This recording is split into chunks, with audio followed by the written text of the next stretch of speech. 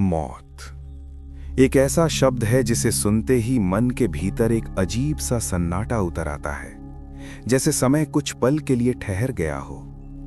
हम अपनों को खोने के गम में टूट जाते हैं, आंसू बहाते हैं, अंतिम संस्कार की सारी रस्में निभाते हैं और फिर भारी कदमों से अपने घर लौट आते हैं, ये मानकर कि सब कुछ समाप्त हो चुका है। लेकिन क्या वास्तव में सब कुछ वहीं समाप्त हो जाता है? क्या जिस देह को हमने अग्नि को समर्पित किया, उसके भीतर बसने वाली चेतना उसी क्षण इस संसार से विदा हो जाती है, या फिर उसकी यात्रा यहीं से शुरू होती है? गरुड़ पुराण के अनुसार मृत्यु अंत नहीं है, बल्कि एक रहस्यमयी और अदृश्य यात्रा का प्रारंभ है। ऐसी यात्रा जिसमें आत्मा तुरंत किसी दूसरे लोक में प्रवेश नहीं करती, बल्कि पूरे 13 दिनों तक अपने ही घर, अपने ही प्रियजनों के आसपास बनी रहती है। कहा जाता है कि इस दौरान वो सब कुछ देखती है, सब कुछ सुनती है, अपने अपनों के आंसू भी महसूस करती है, लेकिन स्वयं अदृश्य होकर एक ऐसी अवस्था में भटकती है जिसे प्रेत अवस्था कहा गया है। वो बोलना चाहती है, छूना चाहती है, बताना चाहती है कि वो यहीं है। और क्या आपने कभी उस खामोश कमरे में अचानक किसी अनजानी उपस्थिति का एहसास किया है, जब हवा सामान्य होते हुए भी भारी लगने लगती है, जब बिना वजह रोंगटे खड़े हो जाते हैं, जब ऐसा लगता है जैसे कोई देख रहा हो लेकिन दिखाई कोई नहीं देता? क्या वो सिर्फ हमारा भ्रम है, या सच में कोई ऊर्जा, कोई रूह, कोई अधूरी यात्रा अपने अंतिम पड़ाव की प्रतीक्षा कर रही होती है? सबसे बड़ा प्रश्न ये है कि आत्मा 13 दिन तक घर क्यों नहीं छोड़ती? वो किस प्रतीक्षा में रहती है?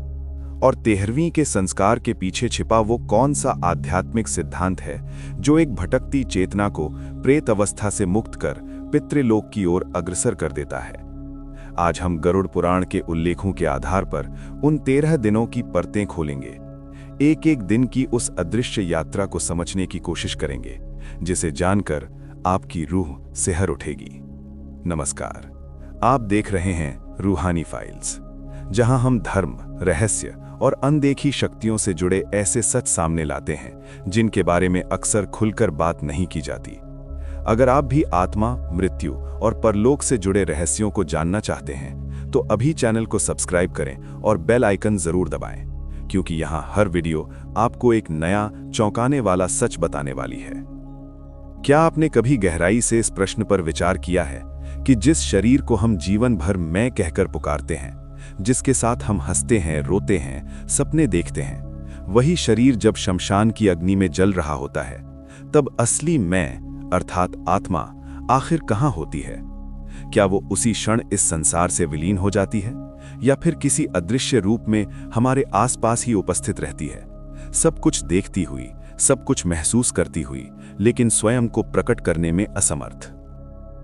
गरुड़ पुराण में मृत्यु को अंत नहीं, बल्कि एक सूक्ष्म और रहस्यमयी यात्रा की शुरुआत बताया गया है।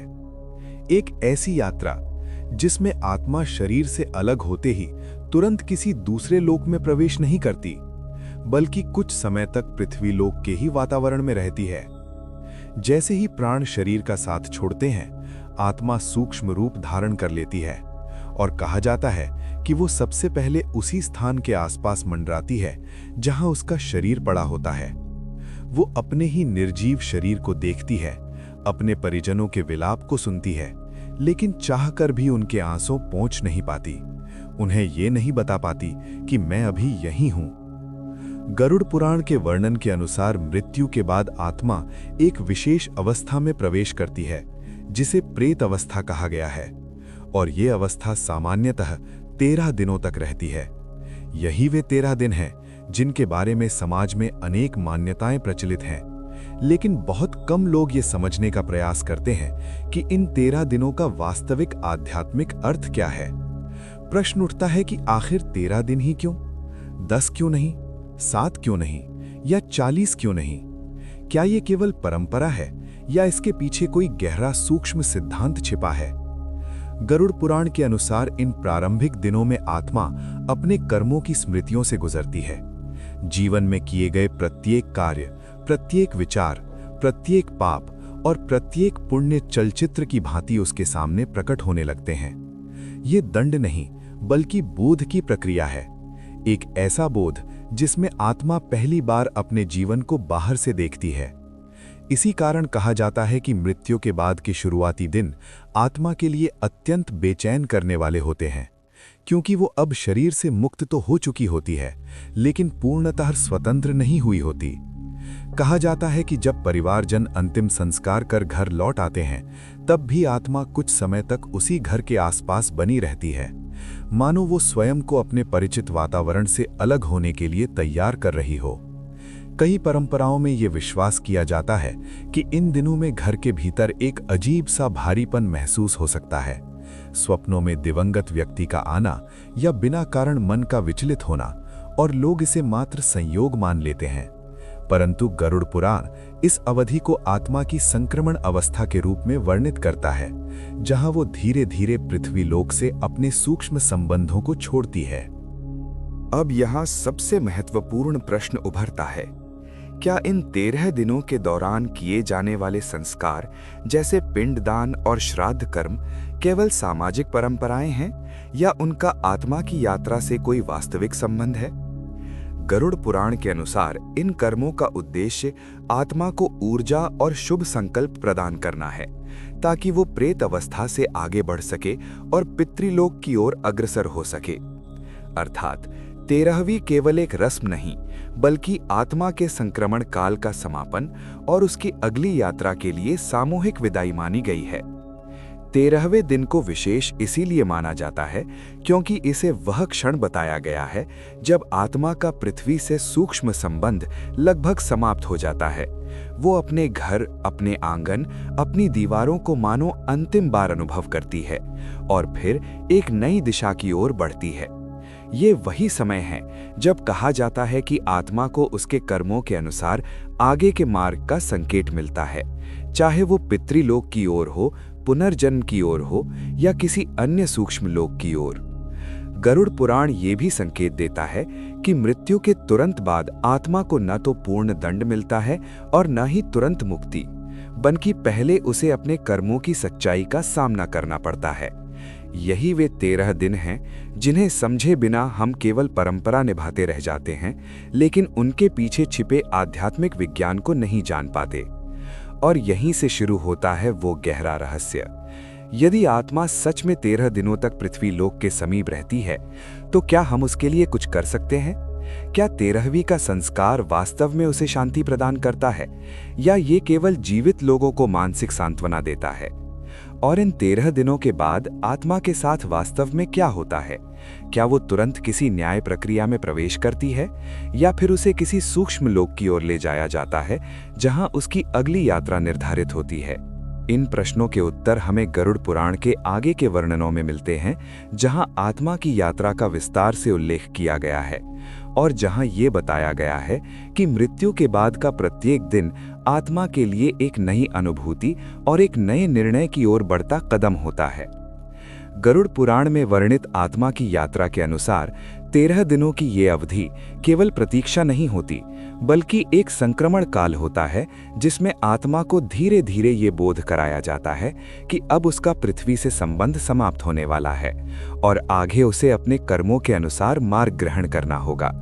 ये निर्णय किसी अचानक क्रोध या दंड के रूप में नहीं दिया जाता, बल्कि एक सूक्ष्म न्याय व्यवस्था के अंतर्गत आत्मा को उसे के ही कर्मों का दर्पण दिखाया जाता है, जहां उसे समझ आता है कि जीवन में किए गए प्रत्येक कर्म का एक कंपन, एक प्रभाव, एक परिणाम अवश्य है। कहा जाता है कि इस अवस्था में आत्मा को 2 संभावनाओं की अनुभूति कराई जाती है। एक, पुनर्जन्म की दिशा, जहां उसे फिर से किसी नए शरीर में प्रवेश करना होगा, और दूसरी, ऐसी सूक्ष्म अवस्थाएं जहां उसे अपने अधूरे कर्मों और आसक्तियों का फल अनुभव करना पड़ सकता है। यही वो क्षण होता है जब आत्मा को पहली बार अपने सांसारिक मोह का वास्तविक भार महसूस होता है। वो अपने परिवार को पुकारना चाहती है, अपने अपनों को अंतिम बार छूना चाहती है, लेकिन अब उसके और उनके बीच केवल स्मृति का धागा रह जाता है। गरुड़ पुराण में वर्णन मिलता है कि 13वीं के आसपास आत्मा की पृथ्वी से जुड़ी सूक्ष्म डोर लगभग समाप्त हो जाती है और इसी कारण 13वीं का संस्कार केवल सामाजिक परंपरा नहीं, बल्कि आत्मा को सामूहिक रूप से शुभ संकल्प और विदाई देने का प्रतीक माना गया है। ये वो क्षण है जब परिवारजन प्रार्थना करते हैं कि दिवंगत आत्मा प्रेत अवस्था से आगे बढ़े, शांति प्राप्त करे और अपनी अगली यात्रा बिना भय के प्रारंभ करे। अर्थात 13वीं किसी जादुई संख्या का खेल नहीं, बल्कि एक आध्यात्मिक मनोविज्ञान है, जीवितों के लिए भी और आत्मा के लिए भी। लेकिन यहाँ एक गहरा प्रश्न भरता है, क्या केवल कर्मकांड आत्मा को मुक्त कर देते हैं? गरुड़ पुराण ये स्पष्ट संकेत देता है कि कर्मों का फल किसी अन्य द्वारा बदला नहीं जा सकता। जो किया गया है उसका प्रभाव आत्मा को स्वयं अनुभव करना होता है। पिंडदान और श्राद्ध जैसे संस्कार आत्मा को शुभ भाव, स्मरण और ऊर्जा प्रदान करते हैं, परंतु अंतिम मुक्ति आत्मा के अपने जीवन के आचरण, ज्ञान और चेतना की अवस्था पर निर्भर करती है। यही कारण है कि 13 दिनों को एक चेतावनी काल भी कहा गया है, न केवल उस आत्मा के लिए बल्कि उन सभी के लिए जो अभी जीवित हैं। और यदि आप मृत्यु के बाद की इस सूक्ष्म यात्रा को विस्तार से समझना चाहते हैं, यदि आप जानना चाहते हैं कि गरुड़ पुराण आत्मा के अगले चरणों के बारे में क्या कहता है और 13वीं के पीछे छिपे आध्यात्मिक विज्ञान को और गहराई से जानना चाहते हैं, तो अभी इस चैनल को सब्सक्राइब कर लीजिए और बेल आइकन अवश्य दबाइए, क्योंकि आगे जो तथ्य सामने आने वाले हैं वे आपकी सोच को पूरी तरह बदल सकते हैं। गरुड़ पुराण में यह भी उल्लेख मिलता है कि 13वें दिन के बाद आत्मा को उसके कर्मों के अनुसार आगे के लोक की अनुभूति कराई जाती है। ये कोई अचानक धक्का नहीं होता, बल्कि धीरे धीरे पृथ्वी के दृश्य धुंधले होने लगते हैं, परिचित चेहरों की स्मृतियां फीकी पड़ने लगती हैं और आत्मा स्वयं समझ जाती है कि अब लौटना संभव नहीं। यही वो क्षण है जब उसे अपनी सबसे बड़ी सच्चाई का सामना करना पड़ता है। जीवन में उसने क्या सीखा, किस मार्ग का अनुसरण किया और किस प्रकार की चेतना विकसित की। कई परंपराओं में कहा जाता है कि 13 दिनों के भीतर आत्मा को अपने संभावित अगले जन्म की झलक मिल सकती है। ये विचार प्रतीकात्मक हो सकता है, पर उसका उद्देश्य यही बताना है कि जीवन की दिशा आकस्मिक नहीं होती, बल्कि संचित कर्मों और संस्कारों से निर्मित होती है। जब आत्मा ये अनुभव करती है कि उसे फिर से किसी नए परिवेश में प्रवेश करना होगा, तब उसे ये भी समझ आता है कि मनुष्य जीवन कितना दुर्लभ अवसर था, और शायद इसी कारण शास्त्रों में मानव जन्म को विशेष महत्व दिया गया है। 13वीं का रहस्य यहीं और गहरा हो जाता है, क्योंकि ये केवल विदाई नहीं बल्कि एक संदेश है। जीवित लोगों के लिए ये स्मरण कि मृत्यु के बाद ज्ञान प्राप्त नहीं किया जा सकता, निर्णय जीवन में ही लेने होते हैं। मृत्यु के बाद की यात्रा में पछतावा हो सकता है, पर परिवर्तन का अवसर नहीं। इसलिए कहा गया है कि 13 दिन आत्मा के लिए जितने महत्वपूर्ण हैं, उससे कहीं अधिक महत्वपूर्ण वे दिन हैं जो मनुष्य को जीवित रहते हुए मिले हैं। गरुड़ पुराण का निष्कर्ष भय पैदा करना नहीं, बल्कि जागरूक करना है। वो ये नहीं कहता कि 13 दिन किसी देवता की क्रूर व्यवस्था है, बल्कि ये संकेत देता है कि ये अवधि आत्मा के लिए आत्मबोध का समय है। एक ऐसा समय जब वो देखती है कि संसार में जो कुछ स्थायी लगता था वो वास्तव में क्षणभंगुर था। घर, धन, मान सम्मान, संबंध सब यहीं रह जाते हैं। साथ जाता है तो केवल कर्मों का संस्कार और चेतना की अवस्था। और अब प्रश्न आत्मा से नहीं, आप से है। यदि 13वीं का संस्कार आत्मा को अंतिम विदाई देता है, तो क्या हम अपने जीवन में ऐसी चेतना विकसित कर रहे हैं कि उस विदाई के बाद हमें भय नहीं बल्कि शांति का अनुभव हो? क्या हम केवल परंपराएं निभा रहे हैं या उनके पीछे छिपे आध्यात्मिक संदेश को समझने का प्रयास भी कर रहे हैं? यदि ये प्रस्तुति आपके भीतर किसी प्रश्न को जगा रही है, यदि 13 दिनों की इस यात्रा ने आपके मन को झकझोर दिया है, तो इस वीडियो को लाइक कीजिए, इसे अपने परिवार और मित्रों के साथ साझा कीजिए ताकि वे भी 13वीं के वास्तविक अर्थ को समझ सकें। और कमेंट में अवश्य लिखिए, क्या आपने पहले कभी गरुड़ पुराण के इस दृष्टिकोण के बारे में सुना था? ऐसे ही गहरे आध्यात्मिक और रहस्यमयी विषयों को जानने के लिए अभी चैनल को सब्सक्राइब करें और बेल आइकन दबाएं, क्योंकि यहाँ हर वीडियो केवल कहानी नहीं बल्कि एक चेतावनी, एक संकेत और एक जागरण लेकर आता है।